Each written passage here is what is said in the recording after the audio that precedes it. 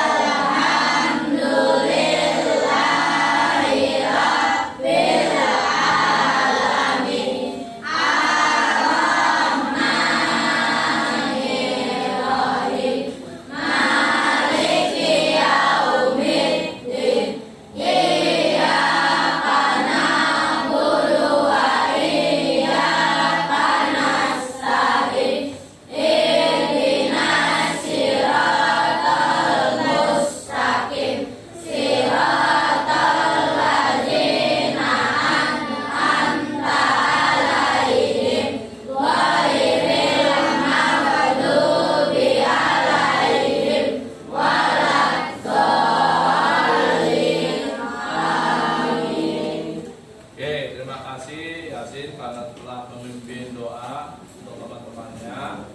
Ya, baik anak-anak, untuk selanjutnya Bapak minta kita semua berdiri yuk.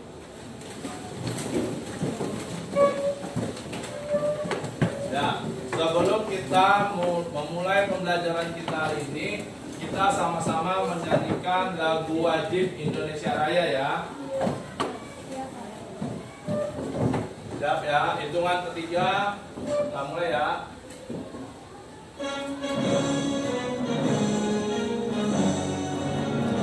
Indonesia tanah airku, tanah tumpah darahku. Di sanalah aku berdiri, jadi pandu ibuku. Indonesia kebangsaanku, bangsa dan tanah airku. Marilah kita berseru, Indonesia bersatu. Hiduplah tanahku, hiduplah negeriku, bangsaku, rakyatku semuanya. Bangunlah jiwanya, bangunlah badannya untuk Indonesia Raya. Indonesia Raya, merdeka, merdeka, tanahku, negeriku yang ku cinta. Indonesia Raya, merdeka, merdeka, hiduplah Indonesia Raya. Indonesia Raya, merdeka, merdeka, tanahku, negeriku yang ku cinta. Indonesia Raya, merdeka, merdeka, hiduplah Indonesia Raya. Oke, terima kasih. Duduk semuanya, silakan.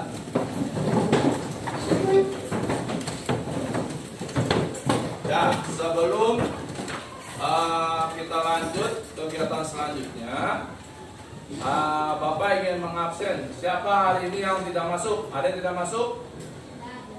Tidak ada ya? Masuk semua ya?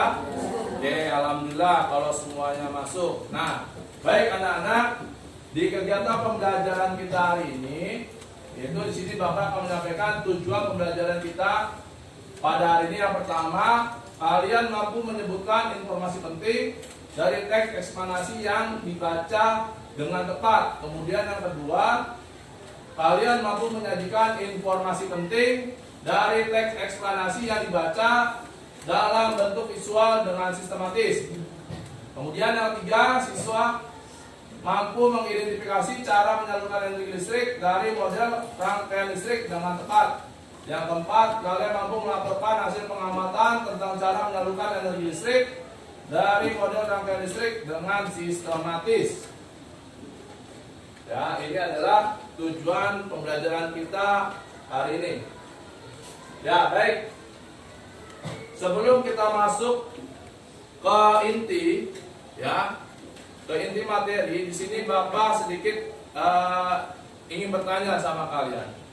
Coba, apa saja manfaat dari listrik? Ya, yang kamu ketahui, manfaat dari listrik. Bisa digunakan untuk apa saja listrik? Coba. Ayo, ada yang tahu? Listrik biasanya kalau di rumah kamu buat nyalain apa? Terus untuk ngapain? Apa? Coba angkat tangan. Apa untuk apa? Untuk menyalakan televisi. Kemudian ada lagi? Apa?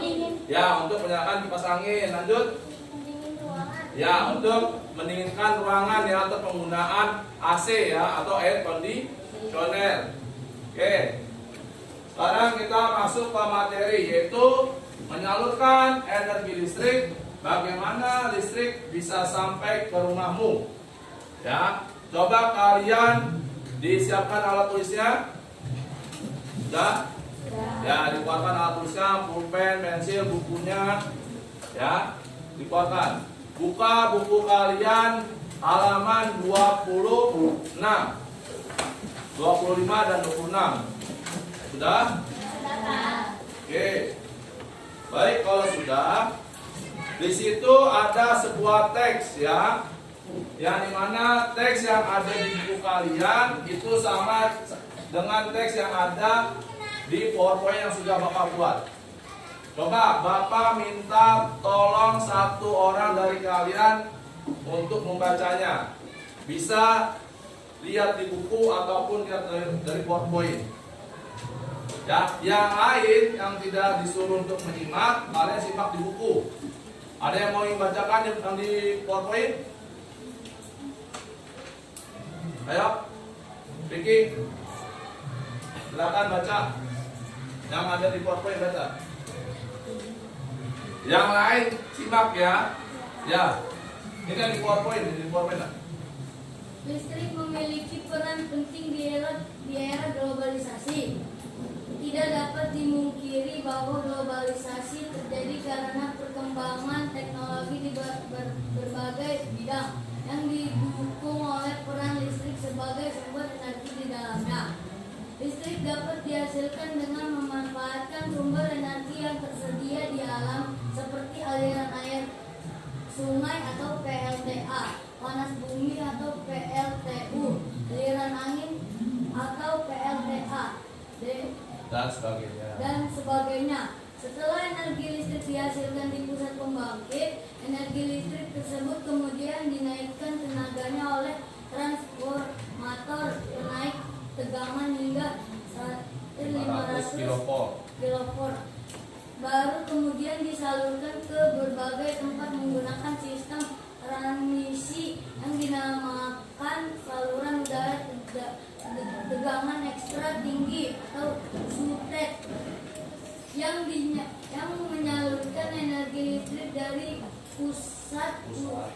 pusat-pusat pembangkit. Setelah melalui SUTEK yang melintasi wilayah pegunungan atau hutan-hutan, energi listrik kemudian masuk ke gardu induk. Di gardu induk, energi listrik diturunkan tegangannya oleh transformator penurunan menjadi tegangan menengah 20 kilovolt. Kemudian energi listrik disalurkan ke gardu-gardu distribusi yang diturunkan kembali tenaganya dalam gardu distribusi menjadi tegangan rendah 200 volt. Tegangan sebesar ini sudah sesuai dengan kebutuhan rumah tangga. Akhirnya energi listrik disalurkan ke rumah-rumah warga. Dengan adanya listrik, kini masyarakat dapat mengakses informasi yang berasal dari berbagai belahan dunia. Tanpa listrik, tentunya hal tersebut tidak akan bisa terjadi. Lalu bagaimana dengan daerahmu? Apakah kamu telah merasakan manfaat listrik dalam kehidupan sehari-hari di rumah? Ya, oke, terima kasih untuk Vicky. Ya, baik anak-anak. Tadi kalian sudah menyimak teks yang dibacakan oleh Vicky, ya, baik yang ada di PowerPoint ataupun yang ada di buku. Nah, di situ dijelaskan bahwasanya, ya, listrik dapat dihasilkan dengan memanfaatkan sumber energi yang tersedia di alam. Ya, itu kita bisa memanfaatkan aliran air sungai. Ya, biasanya aliran air sungai ini dimodifikasi sedemikian rupa sehingga dibuatlah turbin. Ya, di mana turbin ini yang nantinya akan mengalirkan listrik, ya, ke rumah-rumah warga. Kemudian ada lagi di situ panas bumi, ya, PLTU. Kemudian di situ juga ada aliran angin atau PLTA, yang dimana aliran angin ini dia memanfaatkan udara, ya, hembusan angin. Kemudian di situ dijelaskan juga bahwasannya di poin yang terakhir, tanpa listrik tentunya hal tersebut tidak akan bisa terjadi. Ya, maksudnya gimana, Pak? Ya, coba kalian bayangkan, seandainya, ya, di dunia kita ini tidak ada listrik, apakah kita bisa melakukan aktivitas kita sehari-hari? Tidak, ya. Nah, itu akan sangat terganggu. Kita tidak bisa, yang pertama, kita tidak bisa mandi. Ya, kenapa? Karena ya soalnya di rumah mungkin mati, ya, karena nggak ada listriknya, ya, sehingga tidak bisa mengalirkan air. Kemudian yang kedua, ya, aktivitas kalian baik di sekolah, kemudian di perkantoran, baik di lingkungan masyarakat, itu pastinya semua akan terganggu karena tidak adanya listrik. Kemudian yang terakhir, dunia kita akan gelap. Nah, ketika malam hari ini akan sangat gelap karena tidak adanya aliran listrik. Nah, oleh karena itu sangat penting, ya, bagi kita itu menerima, ya, distribusi listrik dengan adil dan merata. Seperti itu, ya. Oke, lanjut. Ya, untuk menambah pemahaman materi pada tema kita kali ini, di sini Bapak mempunyai sebuah video pembelajaran, ya, yang masih terkait dengan materi yang sedang kita belajar saat ini. Ya, oke, baik, kita simak. 4, 3, 2, 1, 0.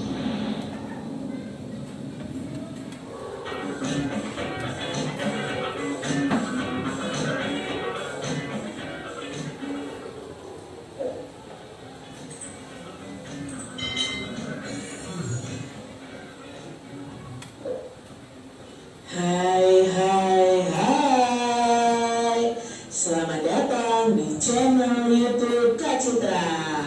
Apa kabar adik-adik semuanya? Kak Citra berharap kalian dalam keadaan yang baik, sehat, dan siap untuk belajar, ya. Hari ini kita akan belajar bersama-sama untuk mata pelajaran tematik kelas 6. Kita belajar di tema 4, globalisasi, subtema 1, globalisasi di sekitarku, pembelajaran yang ketiga. Mari adik-adik kita belajar dengan penuh semangat. Warisan budaya Indonesia yang dikenal tidak hanya batik dan angklung. Di bidang olahraga, pencaksilat adalah salah satu ilmu bela diri khas Nusantara yang juga merupakan warisan budaya yang mendunia. Ternyata adik-adik, Indonesia tidak hanya terkenal dengan batik dan angklungnya. Ada salah satu bidang olahraga yang berasal dari Indonesia, yaitu pencaksilat. Pencaksilat di era globalisasi. Silat merupakan tradisi yang diturunkan secara lisan dari guru ke muridnya. Hampir tiap daerah di Nusantara memiliki tokoh pendekar silat kebanggaan. Pencaksilat memiliki gerakan unik yang mengalir dengan koreografi layaknya tarian. Dalam tiap gerakan juga terkandung filosofi. Hal ini membuat pencaksilat itu menjadi salah satu ilmu bela diri yang menarik minat dunia. Negara anggota Persilat atau Persekutuan Pencaksilat Antar Bangsa saat ini telah mencapai 47 negara. Di belahan dunia yang berbeda, berkembang juga berbagai jenis olahraga bela diri.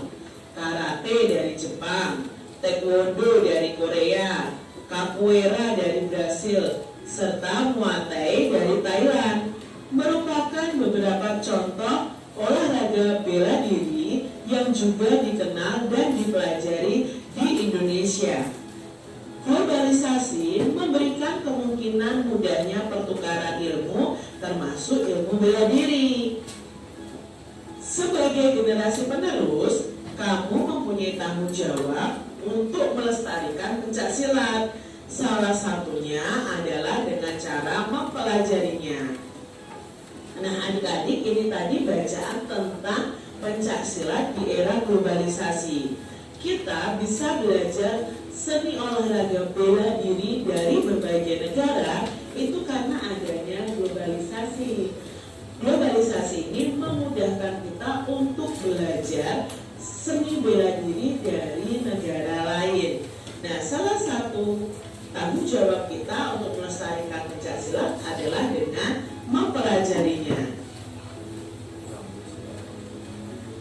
Dalam gerakan pencaksilat itu ada istilah kuda-kuda. Nah, kuda-kuda itu bukan hewan ya adik-adik ya, tapi ini istilah dalam pencaksilat, istilah gerak dalam pencaksilat. Kuda-kuda adalah teknik yang memperlihatkan sikap dari kedua kaki dalam keadaan yang statis. Teknik ini digunakan untuk mendukung sikap pasang pencaksilat. Kuda-kuda juga dipergunakan sebagai latihan dasar pencaksilat untuk memperkuat otot-otot kaki. Adapun kuda-kuda dapat dipahami sebagai berikut. Jadi ada 3 macam jenis kuda-kuda adik-adik. Yang pertama adalah kuda-kuda tengah. Nah, kuda tengah itu bagaimana Kak Citra? Kuda-kuda tengah itu kedua kaki melebar sejajar dengan bahu dan berat badan ditopang secara merata oleh kedua kaki. Dapat juga dilakukan dengan posisi serong. Nah, posisi kedua telapak kaki serong membentuk sudut sekitar 30 derajat. Ini adalah posisi kuda-kuda tengah. Coba adik-adik praktekkan. Lalu berikutnya ada kuda-kuda depan. Kuda-kuda depan ini salah satu kakinya berada di depan, sedangkan kaki lainnya berada di belakang, dan berat badan ditopang oleh kaki depan. Posisi kedua telapak kaki membentuk sudut sekitar 90 derajat. Ini adalah posisi kuda-kuda depan. Lalu ada kuda-kuda samping. Kuda-kuda samping ini posisi kedua kaki melebar sejajar dengan tubuh dan berat badan ditopang oleh salah satu kaki yang menekuk. Ini adik-adik. Posisi kedua telapak kaki sejajar membentuk sudut sekitar 60 derajat.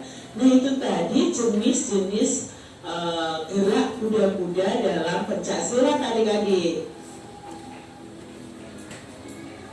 Tentunya kamu telah mempelajari pola langkah dalam silat di kelas sebelumnya, yaitu pola langkah ke depan, ke belakang, dan ke samping.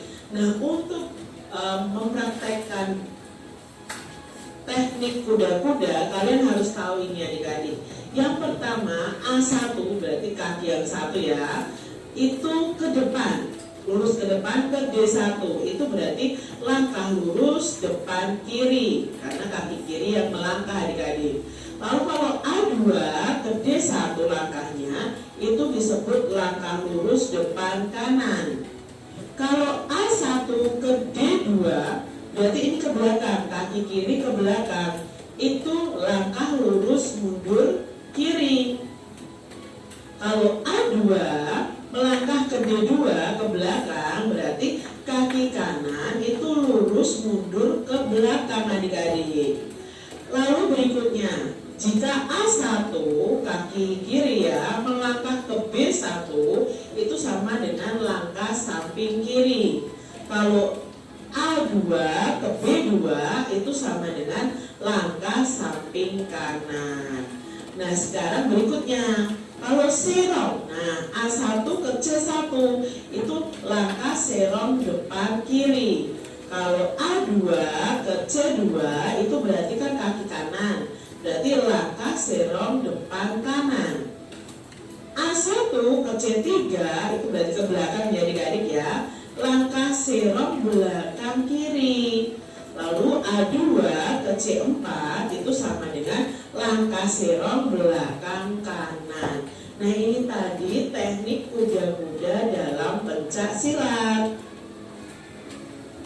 Di era globalisasi sekarang ini, tentunya kita sering menyaksikan olahraga bela diri pencak silat ditayangkan dalam acara-acara televisi. Bagaimana energi listrik dari pembangkit listrik bisa sampai ke rumah kita ya?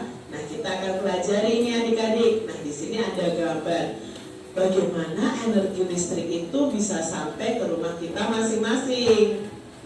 Menyalurkan energi listrik. Bagaimana listrik sampai ke rumahmu? Nah yuk kita cari tahu bersama-sama.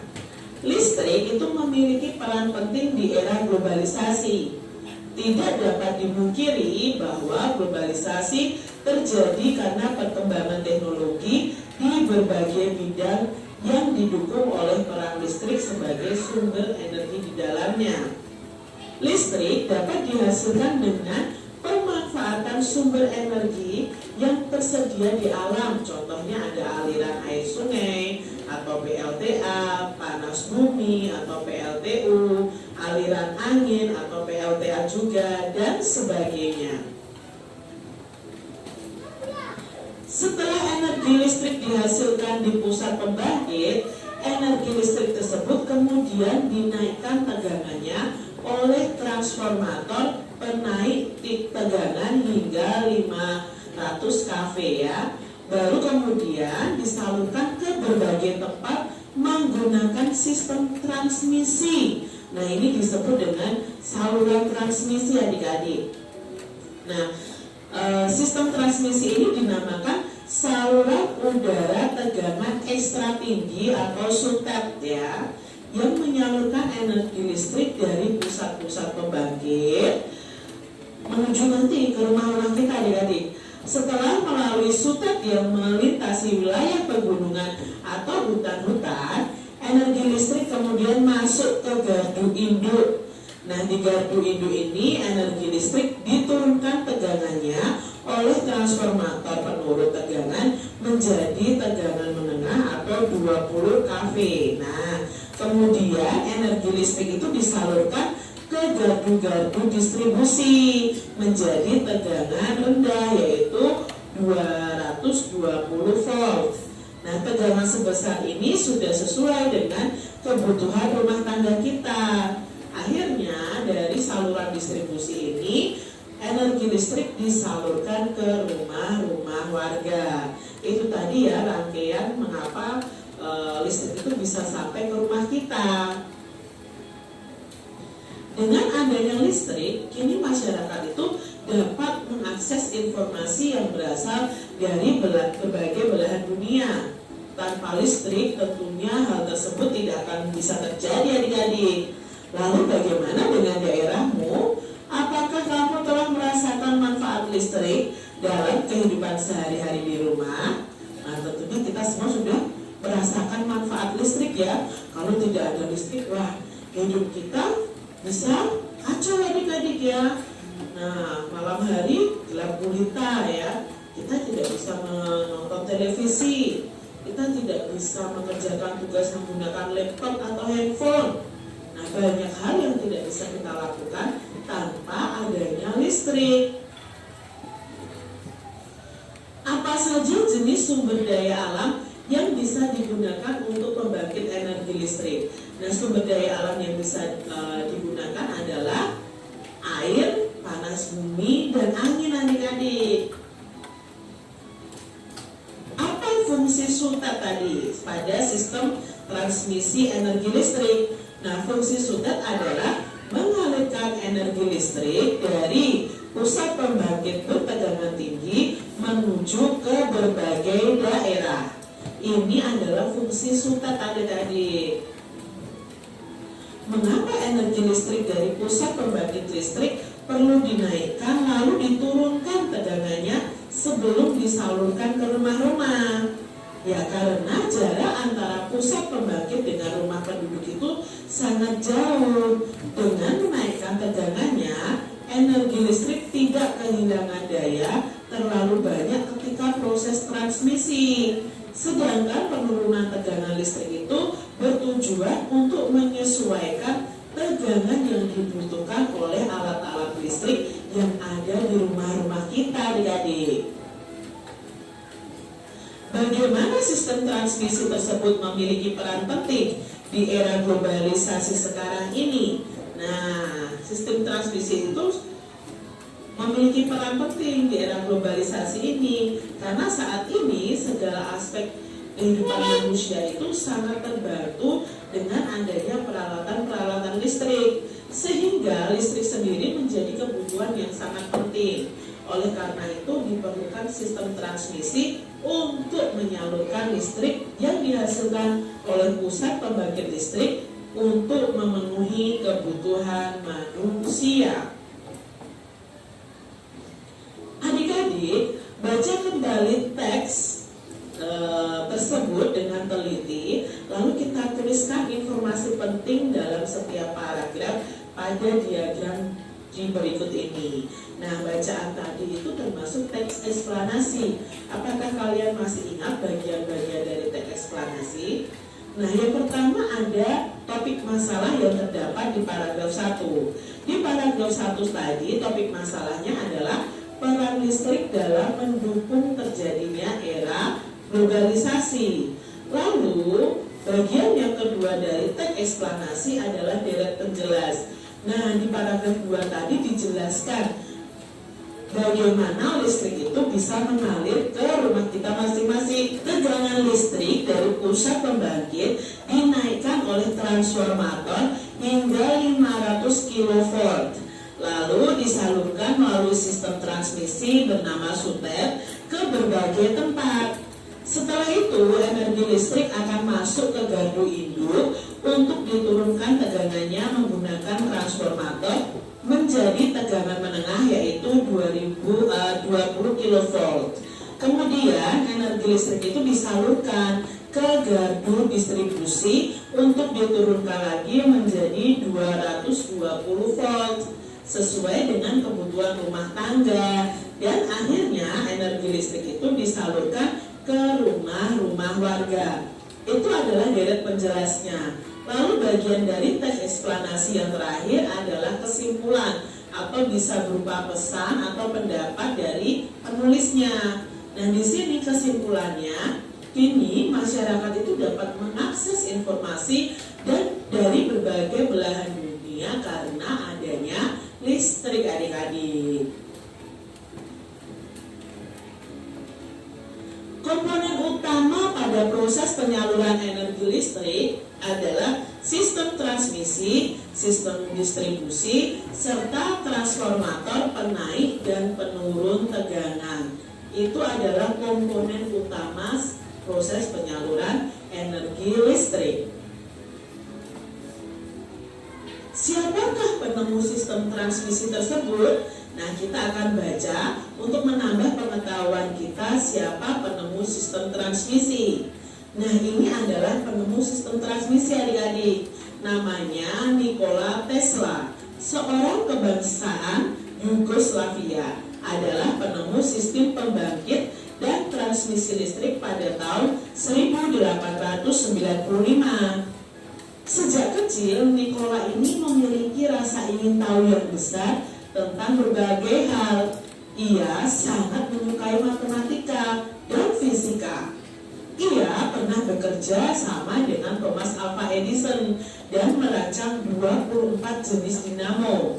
Setelah Michael Faraday menemukan energi listrik, Nikola ini mengembangkan penemuan tersebut dengan membangun pembangkit listrik tenaga air atau PLTA pertama di dunia. PLTA tersebut memanfaatkan air terjun Niagara di Amerika. Maka sejak saat itu listrik pun menerangi dunia hingga sekarang. Nah, ini tadi adalah penemu sistem transmisi pada listrik. Berkat penemuan Nikola Tesla, kini sebagian besar warga dunia itu bisa menikmati listrik. Kita harus bersyukur ya adik-adik kepada Tuhan yang telah menyediakan berbagai sumber daya alam untuk bisa digunakan sebagai pembangkit energi listrik. Coba adik-adik kalian masih ingat tentunya pada pembelajaran sebelumnya kita sudah belajar tentang pembangkit listrik mikrohidro yang berasal dari aliran air sungai. Nah, kita akan menjelaskan secara runtut proses menyalurkan energi listrik yang telah dihasilkan oleh pembangkit listrik mikrohidro. Nah, ayo adik-adik ingat-ingat lagi. Ini adalah gambar dari pembangkit listrik mikrohidro adik-adik. Bagaimana ya prosesnya? Nah, pada PLTA, air sungai atau waduk masuk melewati pintu yang diatur katup pengamannya menuju tangki pengaman tekanan. Lalu air tersebut akan dialirkan oleh air dari pesat menuju ke turbin melalui katup pengatur tekanan agar tekanan airnya lebih besar. Karena tekanan air tersebut, turbin akan bergerak sehingga generator akan menghasilkan listrik. Listrik dari PLTA ini kemudian dinaikkan oleh transformator lalu mengalir menuju sistem transmisi. Nah, melalui sistem transmisi listrik ini disalurkan menuju ke gardu induk di berbagai wilayah. Setelah tegangan listrik diturunkan, listrik kemudian disalurkan ke gardu distribusi dengan tegangan menjadi 220 volt. Nah, tegangan ini kemudian disalurkan menuju rumah-rumah warga. Demikian tadi adik-adik pembahasan kita di tema 4 globalisasi, subtema 1 globalisasi di sekitarku, pembelajaran yang ketiga. Kalian sudah belajar tentang pencaksilat dan tentang energi listrik, mengapa bisa sampai ke rumah kita dan prosesnya bagaimana. Nah, kita sudah pelajari hari ini. Semoga video pembelajaran ini bermanfaat ya untuk adik-adik semuanya. Dan sampai jumpa lagi di video pembelajaran Kak Citra selanjutnya. Tuhan memberkati. Jangan lupa tekan tombol subscribe. Oke, baik. Tadi kalian sudah menyimak video pembelajaran ya terkait materi penyaluran energi listrik ke rumah-rumah. Ya, sama halnya yang sudah kalian baca tadi di buku. Ya, di video pembelajaran tadi dijelaskan ya bahwasanya energi listrik yang kita gunakan sehari-hari berasal dari pusat listrik atau pembangkit listrik. Ya, Listrik yang dihasilkan dari pembangkit listrik disalurkan ke para pelanggan melalui beberapa tahapan, mulai dari pembangkit, saluran transmisi, distribusi, hingga sampai ke konsumen. Nah, makanya sekarang yang di rumah-rumah kalian yang kalian bisa nikmati, kalian bisa nonton TV, menyalakan gadget, menggunakan internet, ya, menggunakan mesin cuci, menggunakan dispenser, menggunakan setrikaan dan lain sebagainya, itu karena apa? Manfaat adanya listrik, ya. Kemudian listrik dihasilkan oleh sebuah alat yang dinamakan generator, nah, ya. Jadi nggak asal tahu-tahu ada listrik, enggak, ya. Semua itu diproses, ya, melalui alat yang namanya generator. Lalu di sini dijelaskan juga di video pembelajaran tersebut, tegangan diturunkan menjadi 20 kV. Nah, dengan transformator penurun tegangan pada gardu induk distribusi sebelum disalurkan ke rumah-rumah warga yang menjadi 220 atau sampai 380 volt. Oke. Nah, selanjutnya di sini Bapak akan menjelaskan bagaimana proses penyaluran energi listrik. Nah, di sini Bapak mempunyai video pembelajarannya berikut ini, ya, kalian simak. Ini adalah proses penyaluran energi listrik. Silakan kita simak sama-sama.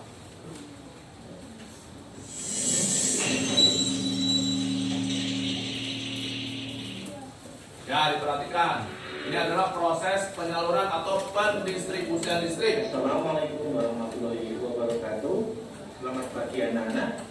Hari ini kita bersama kembali untuk belajar mengenai proses penyaluran energi listrik. Yang keempat, subtema 1, muatan IPA. Anak-anak, tahukah kamu bagaimana listrik bisa sampai ke rumahmu? Sehingga kamu bisa menikmati televisi, menikmati kipas angin, bisa belajar di kelas, dan juga bisa menikmati penerangan di malam hari. Semua itu karena adanya pembangkit listrik. Karena mengubah energi kuat menjadi energi listrik sehingga dapat kita gunakan untuk keperluan sehari-hari. Nah, listrik tersebut disalurkan melalui jaringan kabel dengan tegangan yang sesuai, dan disalurkan konsumen sesuai dengan tegangan yang dibutuhkan. Penyaluran energi listrik tersebut meliputi proses transmisi listrik dan juga proses distribusi listrik. Proses transmisi listrik itu merupakan proses di mana penyaluran energi listrik dari pembangkit dan distribusi listrik merupakan proses penyaluran energi listrik dari gardu induk.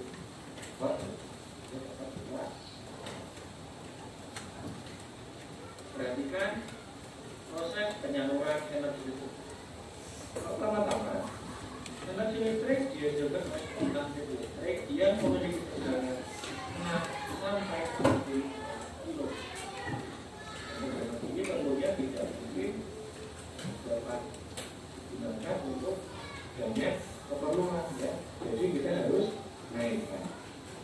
Kemudian yang kedua, energi listrik disalurkan ke gardu induk untuk dinaikkan tegangannya oleh lampu step up menjadi 150 sampai 500 kV. Tujuan menaikkan tegangan tersebut yaitu untuk mengurangi rugi daya akibat panjangnya perjalanan saluran hingga puluhan kilometer yang dilakukan oleh sutet. Nah, pernah lihat sutet, ya? Untuk mengurangi rugi daya tersebut, maka tegangannya harus dinaikkan. Nah, dinaikkan. Kemudian yang ketiga, aliran listrik menuju ke saluran udara tegangan ekstra tinggi atau yang biasa kita sebut dengan sutet, dengan tegangannya yaitu antara 150 sampai 500 kV, yang merupakan tegangan ekstra tinggi. Nah, Konsumen pertama dari tegangan tinggi tersebut yaitu industri atau perusahaan-perusahaan besar, karena mereka memiliki sistem penggunaan listrik sendiri yang dapat menaikkan atau menurunkan tegangannya sesuai dengan kebutuhan masing-masing. Nah, setelah melalui sutek, kemudian aliran listrik menuju ke gardu induk. Di dalam gardu induk, tegangannya diturunkan melalui trafo step down dengan tegangan 20 kV atau biasa kita sebut juga dengan tegangan menengah, sehingga dapat dikonsumsi oleh pelanggan-pelanggan lainnya. Nah, pelanggannya antara lain yaitu bisa pabrik, rumah sakit maupun perkantoran.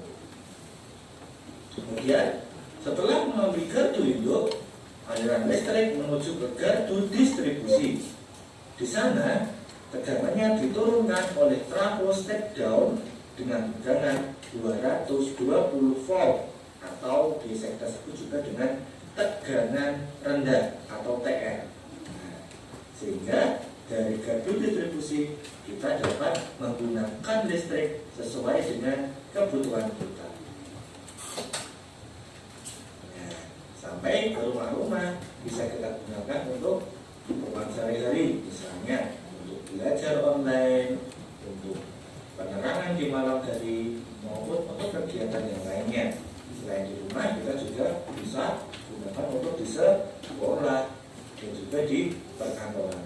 Nah, anak-anak, tentunya kalian pernah merasakan pemadaman listrik secara mendadak. Nah, pemadaman tersebut pastinya ada beberapa faktor atau penyebab. Apa penyebabnya? Penyebabnya yang pertama bisa karena kerusakan pembangkit listrik, ya. Kemudian juga bisa karena adanya sambaran petir, ya, sehingga dapat merusak saluran listrik kita.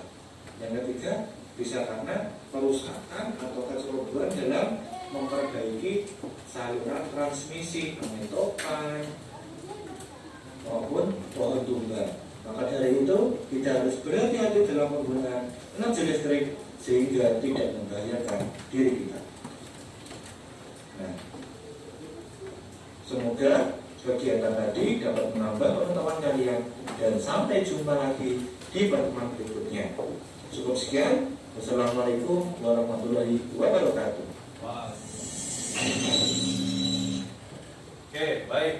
Dari 2 buah video pembelajaran yang sudah Bapak tampilkan dan sudah Bapak tanyakan kepada kalian, kalian bisa selanjutnya tugas kalian bisa buka buku kalian halaman 26. Ini adalah tugas LKPD 1 kalian, ya, yang dimana di situ ada 4 buah pertanyaan, ya. Dari video pembelajaran sudah kalian simak, ya, pastinya kalian sudah memahami, ya, memahami tentang penyaluran energi listrik serta manfaatnya, kemudian proses-prosesnya seperti apa. Oke, kalian bisa kerjakan pada lembaran LKPD 1 yang barusan sudah Bapak bagikan kepada kalian. Ya, sekarang kalian bisa mulai mengerjakan. Bapak beri waktu 10 menit. Silakan dikerjakan. Ya. Ditulis itunya ya, soal sama jawabannya.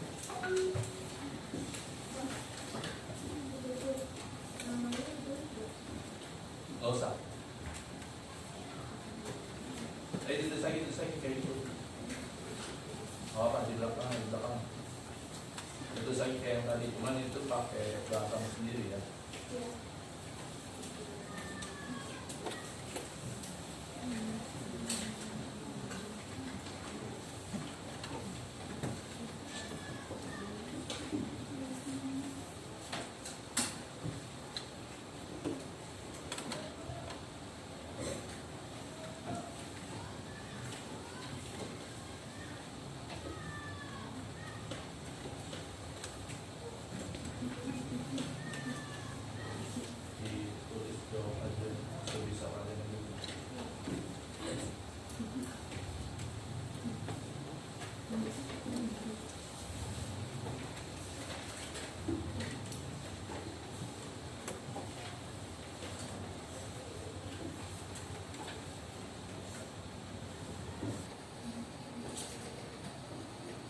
Oke, 2 menit lagi ya.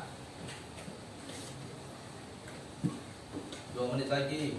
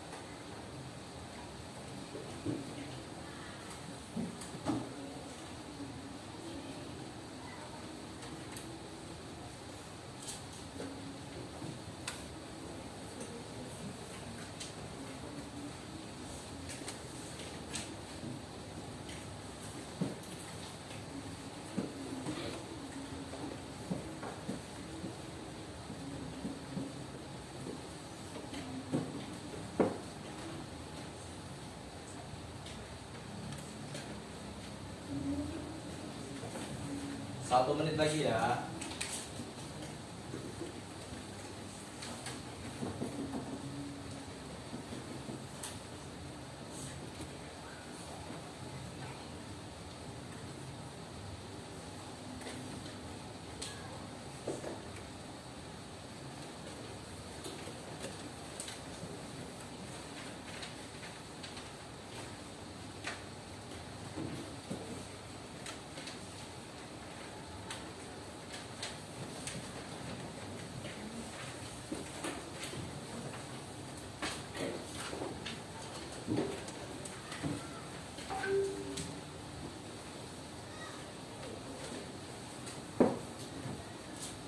Ini udah.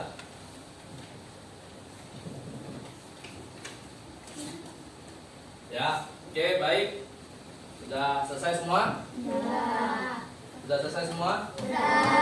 Oke, kalau sudah sampai pembahasan materi yang sudah Bapak sampaikan tadi, baik dari video pembelajaran, juga penjelasan Bapak, dan kemudian soal-soal yang sudah Bapak bagikan ke kalian, ada yang ingin ditanyakan tidak? Tidak? Oke, kalau tidak ada yang ingin ditanyakan, Bapak minta salah satu perwakilan dari kalian untuk maju ya ke depan untuk mempresentasikan hasil kerja kalian.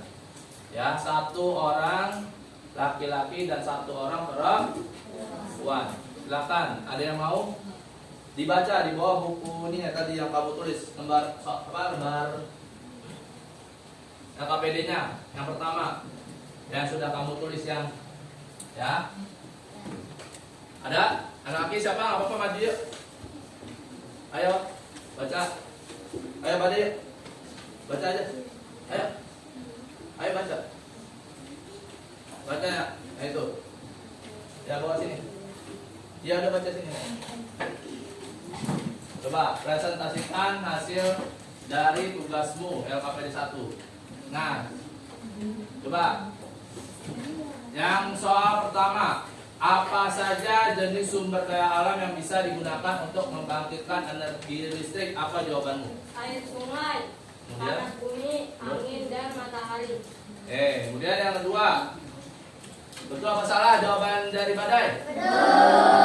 Kemudian lanjut nomor 2, apa fungsi sutet pada sistem transmisi energi listrik? Menyalurkan energi listrik dari pusat-pusat pembangkit untuk dialirkan ke gardu listrik, kemudian disalurkan ke rumah warga. Betul ya? Ya, oke, lanjut yang ketiga. Mengapa energi listrik dari pusat pembangkit listrik perlu dinaikkan lalu diturunkan tegangannya sebelum disalurkan ke rumah-rumah warga? Apa jawabanmu? Karena disesuaikan dengan masing-masing kebutuhan rumah tangga. Ya, karena disesuaikan dengan kebutuhan rumah tangga ya, masing-masing rumah tangga. Betul atau salah? Betul ya, betul lagi. Oke, lanjut yang keempat. Bagaimana sistem transmisi tersebut memiliki peran penting di era globalisasi sekarang ini? Jelaskan dengan singkat. Apa jawabanmu? Dengan adanya sistem transmisi listrik, ini masyarakat dapat mengakses informasi yang berasal dari berbagai belahan dunia tanpa Ya, betul atau salah? Betul.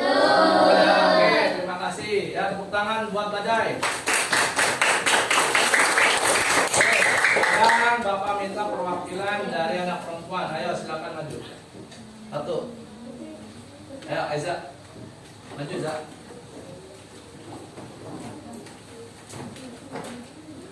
Coba kamu presentasikan hasil tugasmu yang barusan kamu sudah buat. Ya, yang ini, yang tadi yang 826, LKPD 1. Ya. Oke, coba nomor 1. Apa saja jenis sumber daya alam yang bisa digunakan untuk membangkitkan energi listrik? Apa jawabanmu? Air, Terus? sungai, panas bumi, angin, dan matahari. Ya, betul ya? Betul atau salah? Betul ya. Ada tambahan di sini energi matahari. Oke, bagus, pintar. Nomor 2, apa fungsi sutet pada sistem transmisi energi listrik? Menyalurkan energi listrik dari pusat-pusat pembangkit listrik untuk dialirkan ke gardu listrik kemudian disalurkan ke warga. Ya, betul atau salah? Betul ya. Oke, lanjut yang nomor 3. Mengapa energi listrik dari pusat pembangkit listrik perlu dinaikkan lalu diturunkan tegangannya sebelum disalurkan ke rumah-rumah? Apa jawabanmu? Karena disesuaikan dengan masing-masing kebutuhan rumah tangga. Ya, karena disesuaikan dengan masing-masing kebutuhan rumah tangga ya. Betul atau salah? Betul. Terakhir, bagaimana sistem transmisi tersebut memiliki peran penting di era globalisasi sekarang ini? Jelaskan dengan singkat. Silakan. Dengan adanya sistem transmisi listrik ini, masyarakat dapat mengakses informasi yang berasal berbagai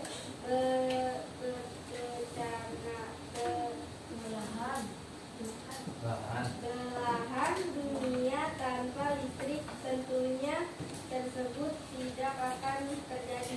Ya, betul atau salah? Betul ya. Oke, silakan tepuk tangan buat Eza. Ya, oke. Dari masing-masing perwakilan teman kalian, baik dari Badai ataupun dari Eza, tadi sudah mempresentasikan hasil tugas yang sudah dikerjakan. Ya. Dari tugas yang sudah dikerjakan ini ada yang ditanyakan nggak? Masih tentang terkait energi listrik? Tidak ya, sudah jelas ya. Jelas ya. Jadi manfaat listrik ini banyak nak. Ya, banyak sekali. Ya, terutama di era globalisasi ini yang memang kita sangat membutuhkan listrik. Ya, sebagai apa? Yang paling utama adalah untuk sumber informasi. Kenapa dari sebagai sumber informasi? Karena sekarang eranya era digital. Ya, di mana semua orang itu mengakses informasi menggunakan gadget atau menggunakan internet. Itu. Ya, kadang kita dari pagi ya kan bangun tidur, kita langsung tuh ada berita apa nih? Ya kan di handphone kalian tuh. Ya, handphone kalian ataupun misalkan dari televisi dan lain sebagainya. Banyak sumber-sumber informasi yang bisa kita kita dengar, kita lihat ya. Karena apa? Yaitu karena adanya listrik. Tetapi kalau tidak adanya listrik, maka sumber informasi itu tidak bisa kita dapat. Ya, kita tidak tahu nih ada berita apa hari ini, ada kejadian apa hari ini, ya. Baik di luar, kemudian di lingkungan masyarakat. Kemudian selanjutnya, ya, kegiatan kalian pastinya di sekolah akan sangat terganggu. Ya. Kenapa? Ya karena listrik padam, gelap, ya, sehingga apa? Pembelajaran tidak berjalan dengan kondusif, seperti itu. Oke, sampai sini Bapak tanya lagi, ada yang ingin ditanyakan tidak? Tidak ya, sudah cukup jelas ya. Oke, baik, selanjutnya, ya, kesimpulan pembelajaran hari ini yaitu listrik merupakan bagian terpenting di dalam kehidupan manusia yang tidak bisa dipisahkan karena tanpa adanya listrik maka kegiatan manusia akan terganggu. Ya, ini adalah kesimpulan dari pembelajaran hari ini. Nah, baik anak-anak, tiba saja kita sudah memasuki di tahap akhir. Di sini Bapak mempunyai soal evaluasi. Ya. Ya, di mana di sini soal evaluasi ini Bapak ingin menggali sejauh mana pemahaman kalian terkait materi yang sudah Bapak berikan. Kalian bisa kerjakan ini di lembar tugas yang sudah Bapak bagikan juga. Ya. Silakan kalian kerjakan, tulis soal kemudian langsung jawabannya saja. Jelas ya? Di sini ada 10 soal evaluasi. Oke, Bapak kasih waktu kalian 10 menit. Dimulai dari sekarang.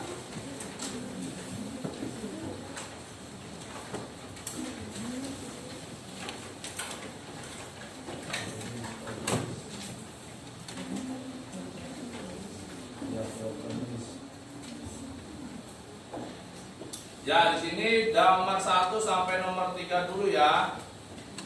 Kalian bisa tulis dulu itu. Nanti kalau kalian sudah selesai, Bapak bisa lanjut ke nomor berikutnya. Tulis dulu ini nomor 1, 2, dan 3. Soal berikut jawabannya.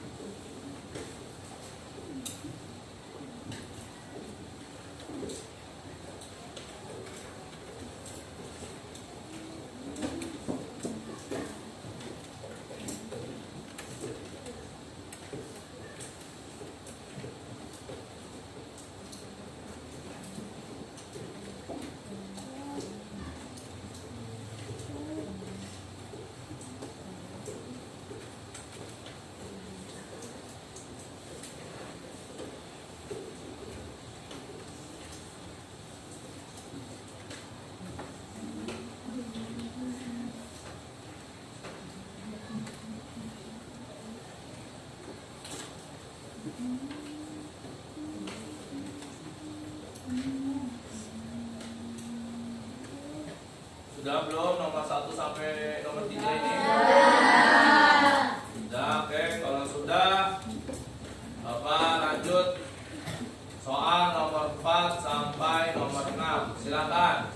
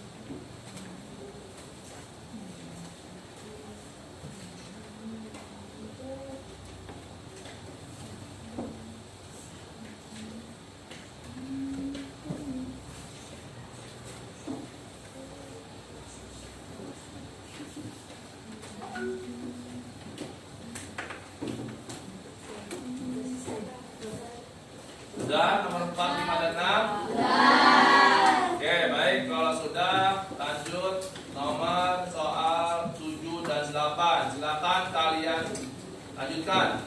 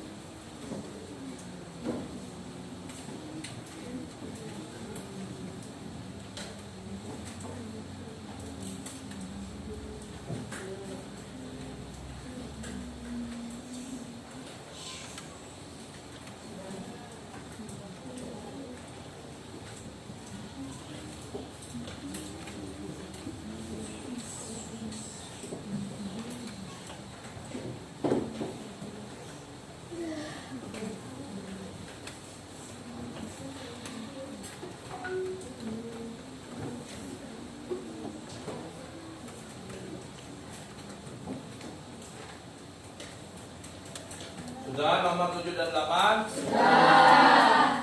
Ya baik, ini nomor yang terakhir nih, 9 dan 10. Silakan kalian lanjutkan. Tulis soalnya.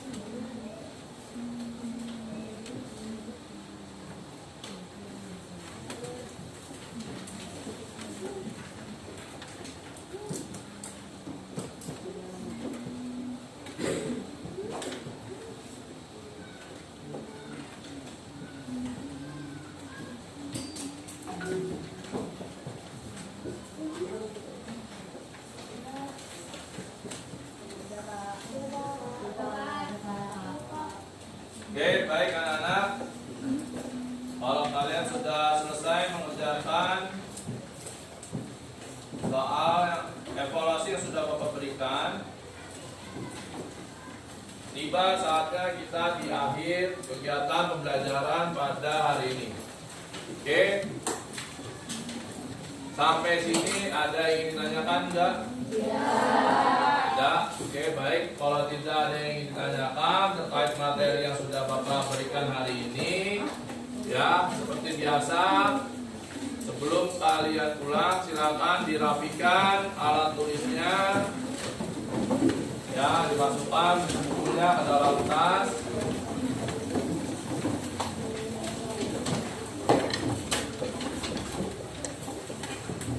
Dia masukin.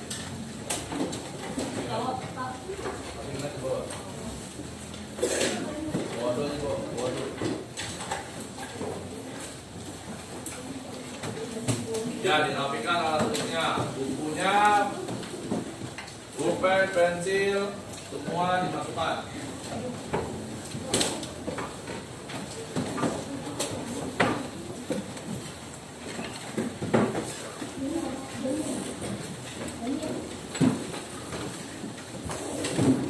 Ya, dirapikan.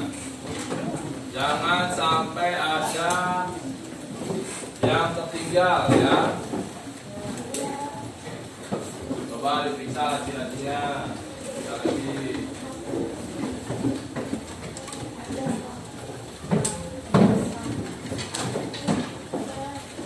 Ya, baik anak-anak. Sebelum kita pulang, ya, Bapak harap sesampainya nanti kalian di rumah, ya kalian bisa membaca materi, ya pelajaran yang akan datang, yaitu tema 4, subtema 1, pembelajaran keempat. Ya, sebelum kita memulai kegiatan belajar kita di hari yang akan datang, Bapak harap nanti kalian bisa baca buku-buku kalian itu di rumah ya anak-anak ya.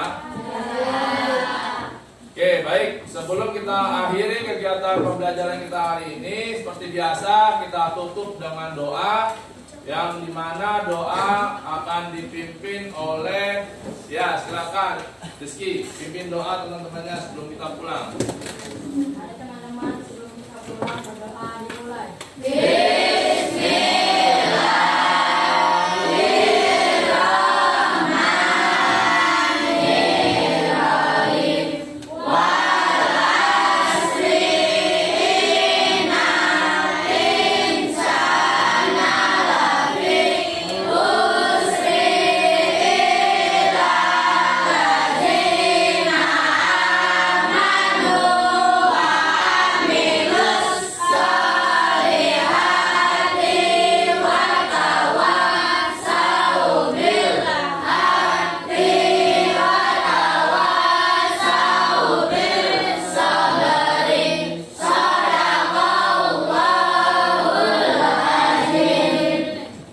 Memberi salam.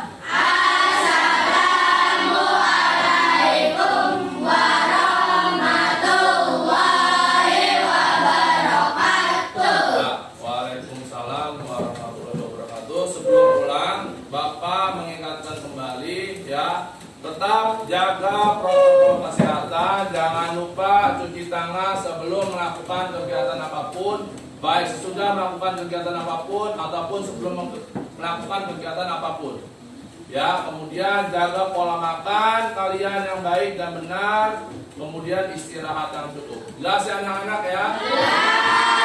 Sampaikan salam dari Bapak untuk kedua orang tua kalian. Terima kasih. Bapak akhiri. Wassalamualaikum warahmatullahi wabarakatuh.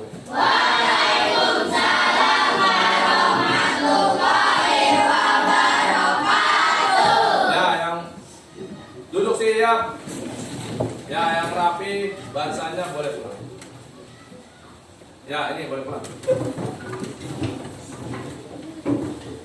Ya, piket ya, yang piket-piket.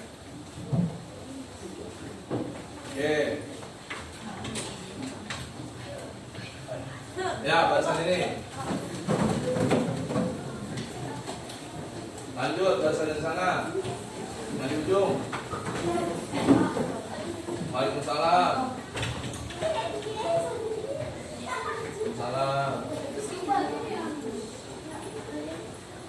Yang piket-piket ya.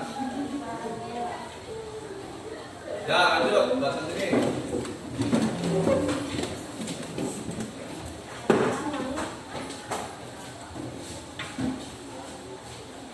Ya, waalaikumsalam.